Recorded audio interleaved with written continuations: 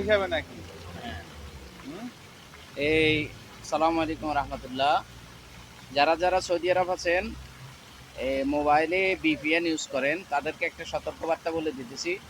আজকে আমাদের এখানে মসজিদের সামনে থেকে দুজন লোককে পুলিশে ধরে নিয়ে গেছে মোবাইল চেক করে।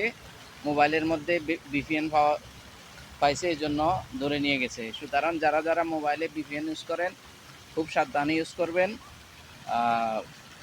যখন বাইরে বের হবেন, অবশ্যই ভিপিএনটা ডিলিট করে ফেলবেন, মোবাইলে রাখবেন না। এখন চেক করলে, বেশিরভাগ মোবাইল চেক করলে ভিপিএন আছে কিনা সেটা দেখতেছে। ঠিক আছে না ভাই? হ্যাঁ, ওকে, থ্যাংক ইউ। এই আর কি। তো যাই হোক, ভালো থাকবেন।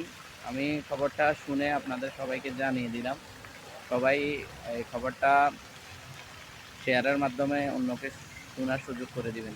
তো ভালো থাকবেন। আল্লাহ হাফেজ।